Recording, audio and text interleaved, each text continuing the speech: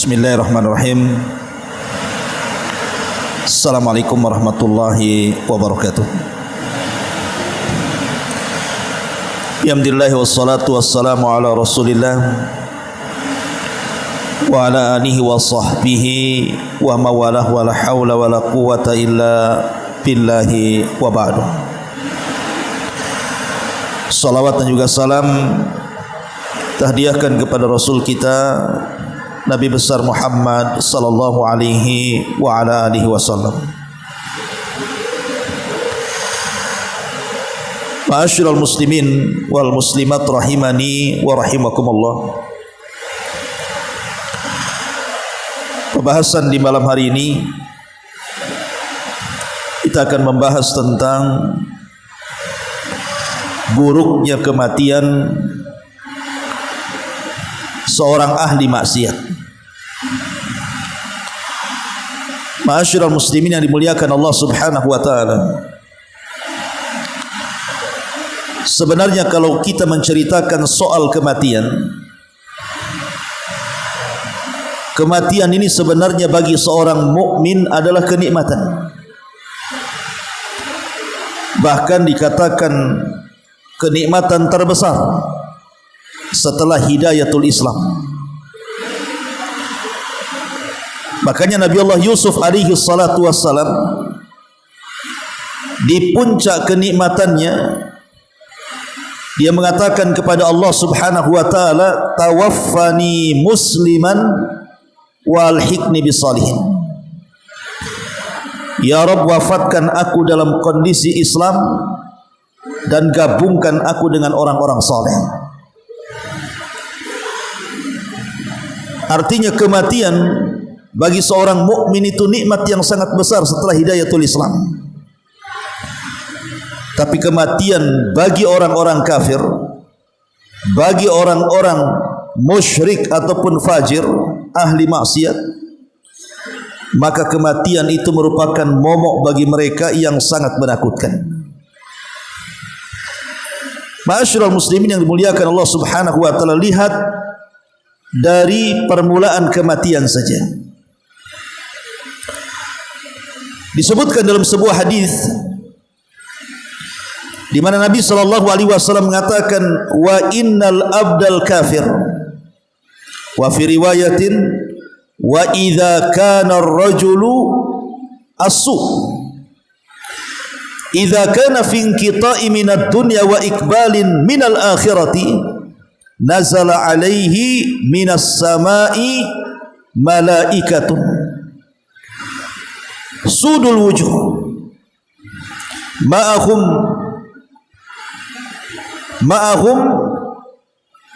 al-masuhu fayajlisuna minhu maddal basari. Sesungguhnya hamba yang kafir, dalam riwayat orang yang jahat, tidak mesti kafir, boleh juga dia fajir ataupun termasuk ahli maksiat dan jahat. Jika telah terpisah dengan dunia dan hendak menghadap akhirat, artinya menjelang kematiannya, maka malaikat-malaikat yang kasar yang akan datang dari langit dengan wajah yang sangat buruk sekali, dengan membawa sesuatu dari neraka. Kemudian fayajlisuna minhu maddal basar, mereka pun duduk sepanjang mata memandang. Kemudian setelah itu malaikat maut hadir dan duduk di atas kepalanya. Kemudian dia mengatakan, ya ayyatuhan nafsul khabitha ukhruji ila sakhatin minallahi wa ghadabi. Keluarlah wahai jiwa yang keji, keluarlah engkau menuju kemurkaan Allah dan keluarlah menuju kemarahan Allah Subhanahu wa taala. Lihat bagaimana Allah Subhanahu wa taala mempersulit kematian orang-orang kafir, orang-orang fajir. Karena kematian bagi mereka itu sebuah hal yang sangat menakutkan karena maksiat yang mereka lakukan. Apabila ruh itu keluar, maka ruh ini tidak bisa berjumpa dengan Allah Subhanahu wa taala. Padahal berjumpa dengan Allah itu sebuah kenikmatan. Tapi ruh ini terhalang karena seluruh pintu-pintu langit tertutup bagi dia. Dan itu disyaratkan di dalam Al-Quranul Karim, la tufattahu lahu abwabus sama wa la yadkhulunal jannah hatta yalijal jamalu fi sammil khiyat. Di mana mereka tidak bisa menembus pintu-pintu langit, di mana seluruh pintu-pintu langit tertutup rapat, dan mereka tidak akan masuk ke dalam sorga sampai ada cerita unta masuk ke liang jarum. Lihat bagaimana Allah Subhanahu wa taala menghalangi ruh mereka untuk berjumpa dengan Allah karena kekafirannya dan karena kefasikannya. Ma'asyiral muslimin yang dimuliakan Allah Azza wa Jalla, makanya kalau kita lihat isyarat Al-Quran surah Al-An'am ayat 93, Allah Subhanahu wa taala berfirman, walau tara idz zalimuna fi ghamaratil mauti wal malaikatu basitu aydihim akhriju anfusakum al yawma tujzauna adzabal hun bima kuntum taquluna 'ala Allahi ghairal haqq wa kuntum an ayatihi tastakbirun. Alangkah dahsyatnya sekiranya kamu melihat di waktu orang-orang zalim itu dalam tekanan-tekanan sakaratul maut, sedang para malaikat memukul-mukul dengan tangannya sambil berkata, keluarlah nyawamu. Di hari ini kamu akan dibalas dengan siksa yang sangat menghinakan, karena kamu dahulu selalu mengatakan terhadap Allah perkataan yang tidak benar, dan karena kamu selalu menyombongkan diri kamu terhadap ayat-ayat Allah Subhanahu wa taala. Ma'asyiral muslimin yang dimuliakan Allah Subhanahu wa taala, dari sini kita tahu bahwa kematian itu sangat menakutkan bagi orang-orang ahli maksiat. Lah ketika kemudian mereka dibawa ke kuburan di atas keranda-keranda mereka, mereka tidak mau dibawa karena mereka tahu akan akibat setelah kematian yang akan dihadapinya. Makanya disebutkan dalam hadis Abi Hurairah radhiyallahu an, ketika orang jahat ini diletakkan dalam keranda, kemudian mulai diusung ke kuburan, sepanjang jalan maka orang yang meninggal ini akan terus berteriak-teriak dan mengatakan, ya wailani aina tadhhabuna bi, celaka aku, hendak kau bawa kemana aku, katanya. Jadi ruhnya orang-orang jahat ini, ahli maksiat ini, mereka berteriak-teriak mau dibawa kemana aku ini, katanya. Tapi kalau ruhnya orang yang beriman, justru mereka mengatakan qaddimuni qaddimuni, segerakan aku, segerakan aku. Tapi kalau ruhnya orang fajir, orang fasik, ahli maksiat, justru mengatakan ya wailani aina tadhhabuna bi, celaka aku, hendak kau bawa kemana aku, katanya.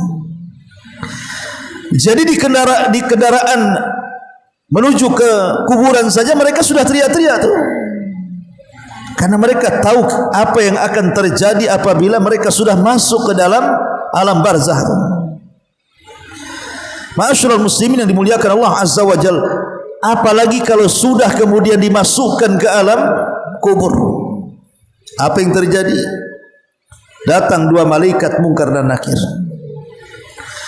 kemudian bertanya, siapa Rabbmu, siapa nabimu, apa agamamu?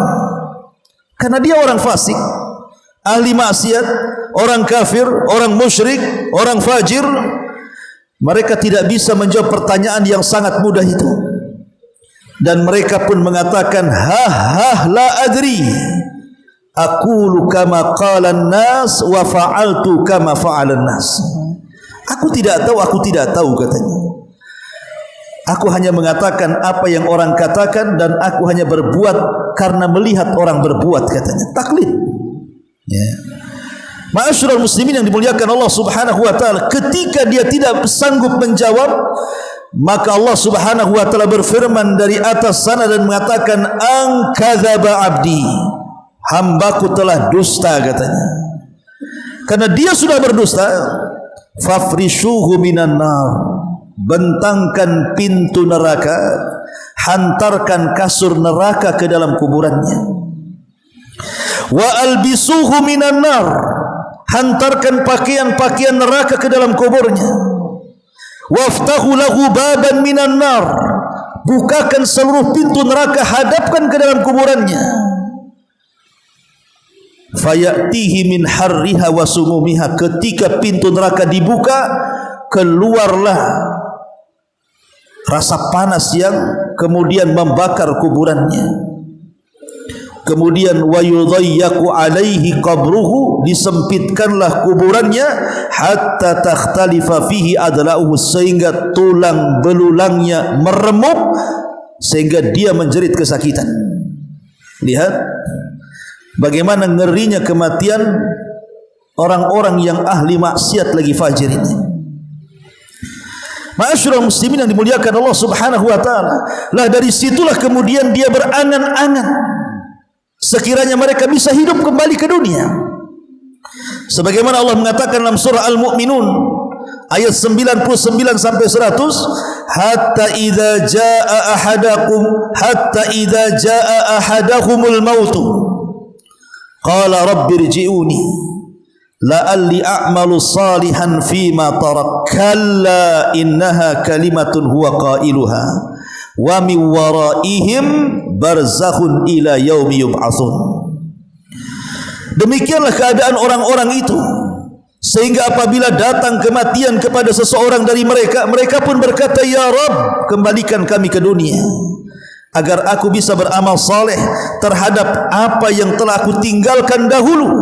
Tapi apa jawaban Allah? Kalla, sekali-kali, mustahil, tidak mungkin. Sesungguhnya itu adalah perkataan yang diucapkan saja, dan di hadapan mereka ada dinding pemisah sampai kiamat dibangkitkan. Itulah yang disebut dengan barzah, pemisah antara alam dunia dengan alam kubur. Ma'asyiral muslimin yang dimuliakan Allah Subhanahu wa taala, ketika kemudian dia tidak sanggup menjawab pertanyaan malaikat Munkar dan Nakir, kemudian Allah Subhanahu wa taala katakan, an kadzaba abdi, hambaku sudah telah berdusta. Kemudian dihantarkan azab dari dalam neraka ke dalam kuburannya. Ketika itu dia masuk ke proses yang lainnya yang disebut dengan azabul qabri, azab kubur, ya. Dan azab kubur ini macam-macam bentuknya. Ada yang diperlihatkan api neraka, setiap hari diperlihatkan api neraka, dan dikatakan inilah tempat dudukmu di neraka.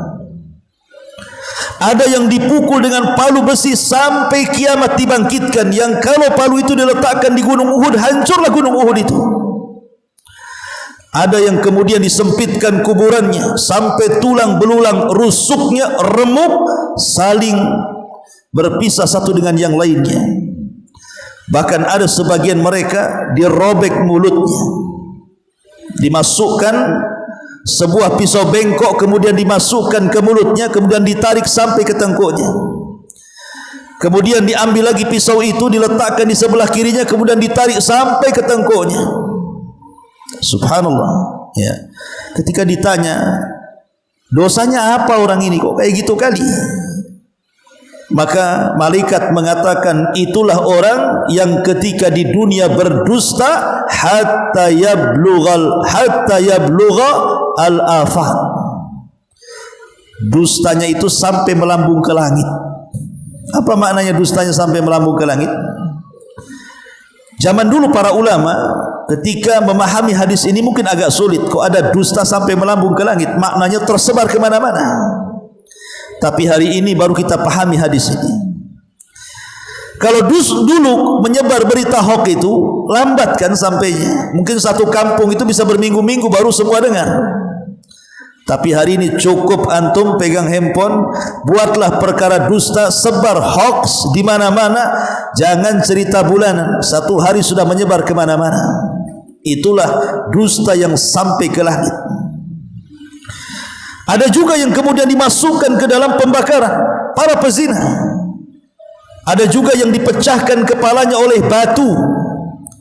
Jadi ada orang yang terlentang, kemudian di sampingnya ada orang yang berdiri membawa batu, kemudian dilemparkan ke kepalanya sampai hancur. Ketika sudah hancur kepalanya, malaikat ini hendak mencari batu lagi. Sudah dapat batunya kembali, kepalanya sudah kembali semula. Dibenturkan lagi, pecah lagi, mati lagi, dan begitu seterusnya. Ketika ditanya, dosanya apa orang ini? Maka malaikat mengatakan, karena ketika datang waktu solat dia sengaja tidur. Sengaja tidur. Datang waktu solat sengaja tidur dia. Ma'asyiral muslimin yang dimuliakan Allah Subhanahu wa taala. Ada juga yang disiksa di sungai darah, mereka lah para pemakan riba. Ada juga yang kemudian dibelit oleh ular karena mereka ketika di dunia tidak pernah mengeluarkan zakat. Ada juga yang kemudian kuburnya sangat gelap dan seram. Ada juga yang dihimpit bumi, ada juga yang ditenggelamkan ke dalam bumi, dan macam-macam azab kubur yang dijelaskan dalam hadis-hadis yang sahih. Dan semua kabar ini adalah benar dan sangat menakutkan. Ma'asyiral muslimin yang dimuliakan Allah Azza wa Jalla, ini baru di kuburan nih. Bagaimana ketika kemudian kiamat dikiamatkan? Maka mereka akan dibangkitkan tidak sebagaimana orang-orang yang beriman. Orang-orang yang beriman ketika dibangkitkan, maka Allah Subhanahu wa taala isyaratkan dalam Al-Qur'an, alladzina amanu wattaba'athum dzurriyyatuhum biimanin alhaqna bihim dzurriyyatuhum. Orang-orang yang beriman apabila dibangkitkan, maka orang-orang yang sesama beriman dari keluarganya akan kumpul di samping kiri kanannya, sehingga mengurangi rasa takutnya. Tapi orang-orang selain dari yang beriman, mereka akan lari tunggang langgang ke sana kemari. Sekalipun ada keluarganya yang mendekati, dia akan lari. Seandainya pasangannya mendekati, dia akan lari. Kalaupun anak yang mendekati, dia akan lari. Dan begitu seterusnya. Yauma yafirrul mar'u min akhi wa ummihi wa abi wa sahibatihi wa banih likulli imri'in minhum yauma idzin sya'nun yughni.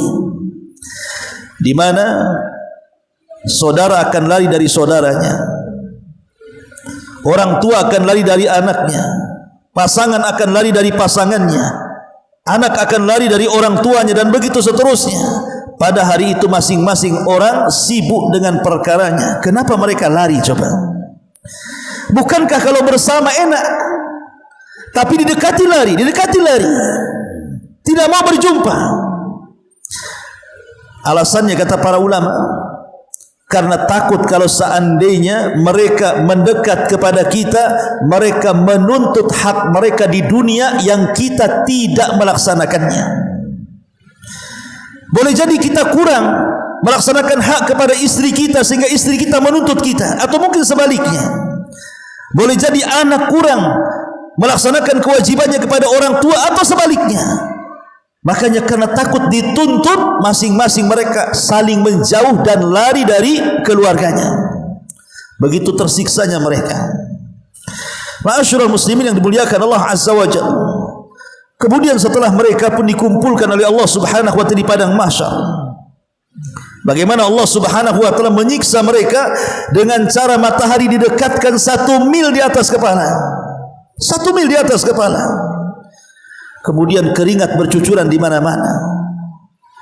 Mereka pun berdiri menunggu peradilan Allah Subhanahu wa taala.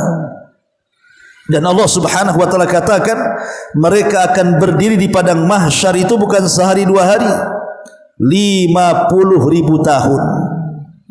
Coba bayangkan 50.000 tahun. Itu bukan waktu yang singkat, 50.000 tahun, 50 alf sanah itu. Ma'asyiral muslimin yang dimuliakan Allah Subhanahu wa taala. Baru setelah kemudian mereka pun lelah, letih, tersiksa, tidak ada makan, tidak ada minum. Mereka tidak pernah diwafatkan, mereka hanya tersiksa begitu saja berdiri di hadapan Allah dan belum ada peradilan sama sekali.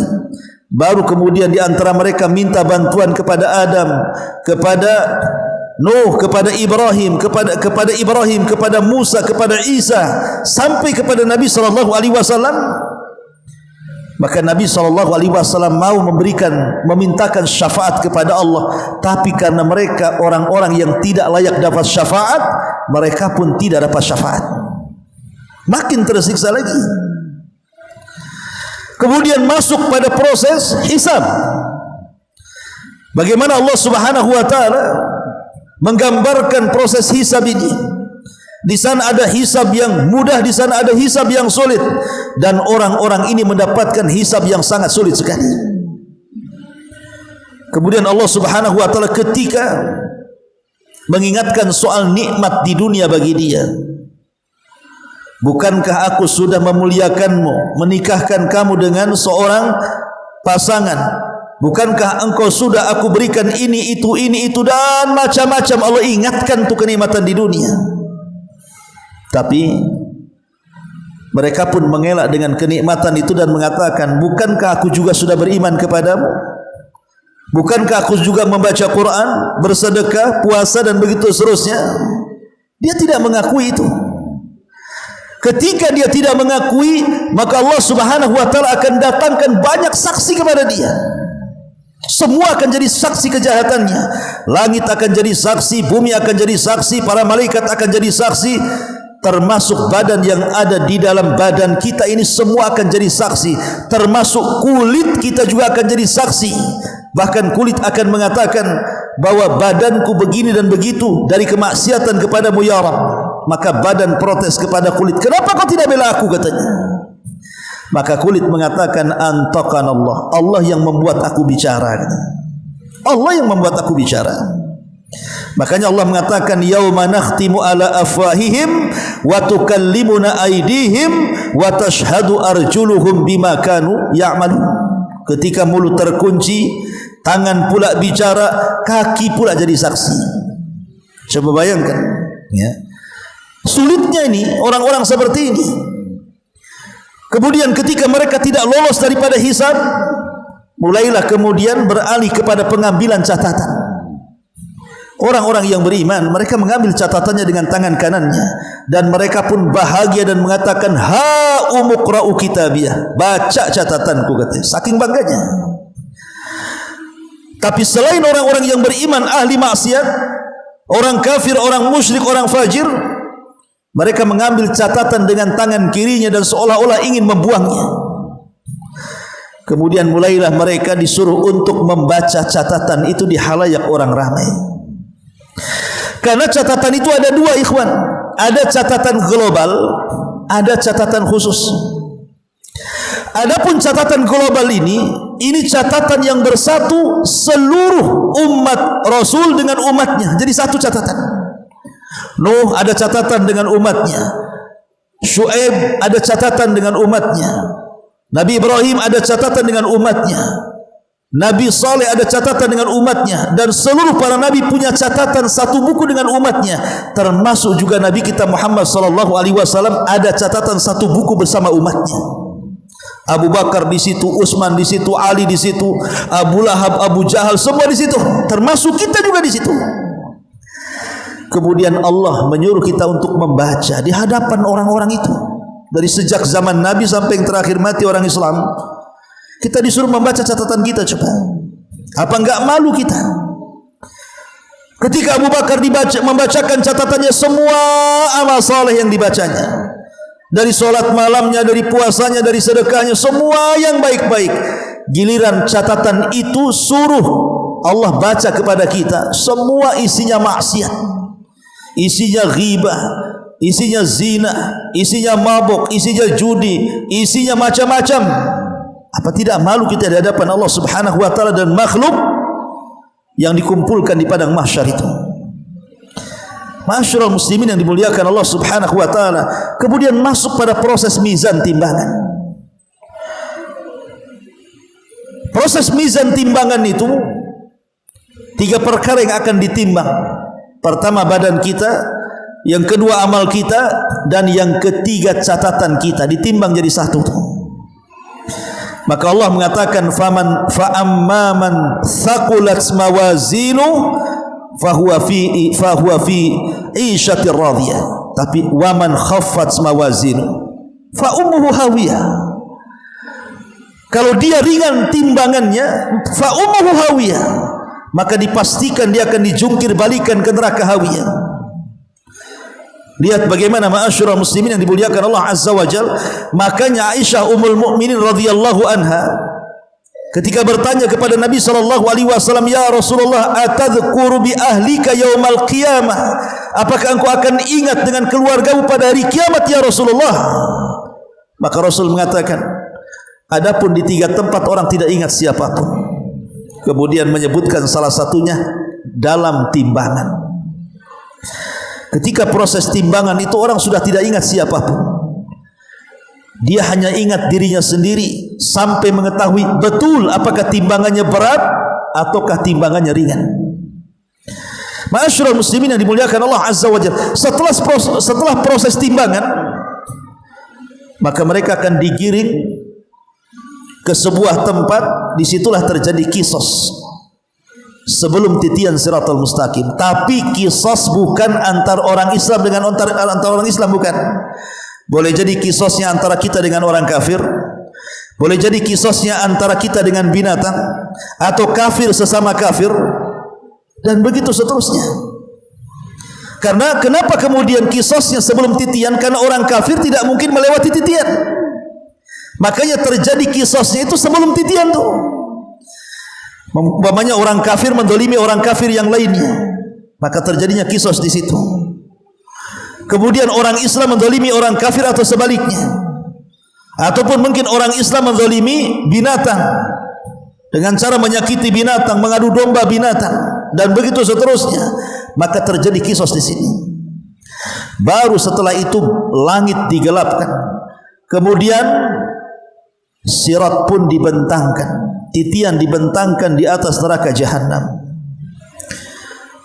Disitulah Allah Subhanahu wa ta'ala tidak mengizinkan orang-orang kafir untuk menginjak titian itu. Hanya 2 kelompok yang boleh lewat di titian itu. Pertama orang-orang yang beriman, yang kedua orang munafik. Kenapa orang munafik diizinkan lewat? Karena Allah Subhanahu wa ta'ala ingin membalas mereka, ingin menipu mereka. Sebagaimana mereka suka menipu Allah dan Rasulnya dan orang-orang yang beriman di dunia, maka giliran mereka akan ditipu di atas titian itu. Al jaza'u min jinsil amal. Balasan itu disesuaikan dengan amalannya. Ma'asyiral muslimin yang dimuliakan Allah Azza wa Jalla, apabila kemudian orang munafik ini sudah mulai meniti titian, maka tiba-tiba cahaya hilang.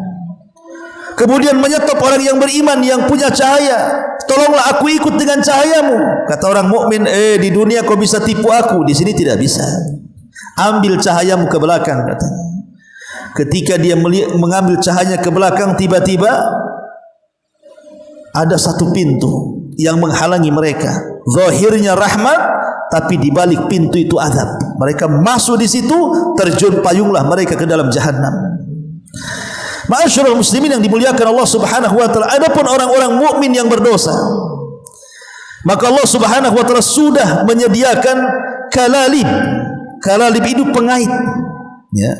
Jadi pengait itu akan terus menyambar-nyambar titian itu.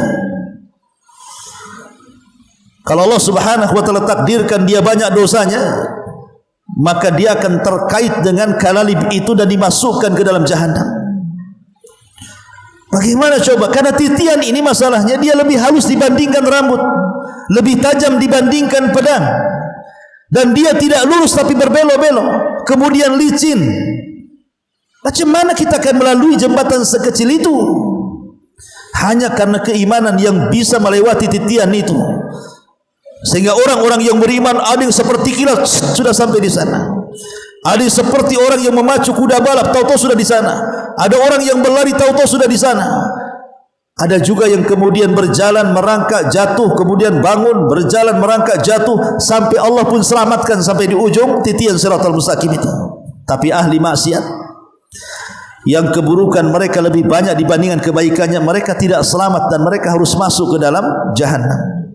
Tentu tidak dikekalkan di dalamnya selama masih punya iman. Ya. Ma'asyiral muslimin yang muliakan Allah Subhanahu wa taala, kemudian bergeser ke kontorah. Kontorah itu artinya ujung dari titian tuh, itu disebut kontorah namanya. Sebuah padang yang lapang, ujung daripada titian Shiratal Mustaqim, di depannya sudah pintu-pintu surga tuh. Tapi mereka tidak bisa melangkahkan ke pintu-pintu surga. Kenapa? Di sini terjadi kisos kedua kalinya. Tapi kisos sesama orang-orang yang beriman. Tidak ada orang kafir di sini. Orang-orang yang ketika di dunia dia menzalimi dan ada yang dizalimi, maka akan dijumpakan tuh di kontor itu. Dulu engkau menzalimi aku, dulu engkau mengambil hartaku, dulu engkau menampar aku, dulu engkau menggibah aku, merendahkan aku dan macam-macam kezaliman di dunia ini. Mana pahalamu? Aku ingin pahalamu sebagai barter kezalimanmu kepadaku. Maka pahalanya dikasihkan. Lihat, sudah dikumpul-kumpul pahalanya, dikasih orang pula. Karena banyak yang dizalimi, akhirnya satu dikasih pahala, ludes pahala dia. Sementara orang yang dizalimi masih banyak. Dia pun kemudian meminta maaf, aku tidak bisa lagi memberikan pahalaku kepada kalian karena pahalaku sudah habis. Tapi orang-orang yang dizalimi mengatakan, tak ada masalah, aku tidak ingin pahalamu, tapi ambillah dosaku, beban jadikan beban di pundakmu. Ambil dosaku saja. Aku enggak dapat pahala enggak apa-apa, tapi tolong tanggung dosaku. Maka dosa orang lain dikasih dia. Akhirnya pahala hilang, dosa orang lain pula numpuk ditanggung dia. Itulah disebut dengan bangkrut namanya. Ma'asyiral muslimin yang dimuliakan Allah Subhanahu wa taala, ketika mengalami kebangkrutan ini harusnya dia melangkah ke surga lah, karena surga sudah dekat kan. Tapi karena bangkrut, tidak ada pahala lagi, tidak ada stok kebaikan lagi, dosa orang lain pula dipikul dia, maka orang ini ditarik kembali ke belakang dan dimasukkan ke dalam jahannam. Lihat ma'asyiral muslimin yang dimuliakan Allah Azza wa Jalla. Ini sebuah gambaran kecil bahwa kematian bagi orang-orang kafir, orang musyrik, orang fajir, orang jahat, orang-orang fasik mengerikan sekali. Maka bagi mereka kematian itu sebuah azab, sebagaimana kematian bagi orang yang beriman itu sebuah nikmat setelah hidayatul Islam.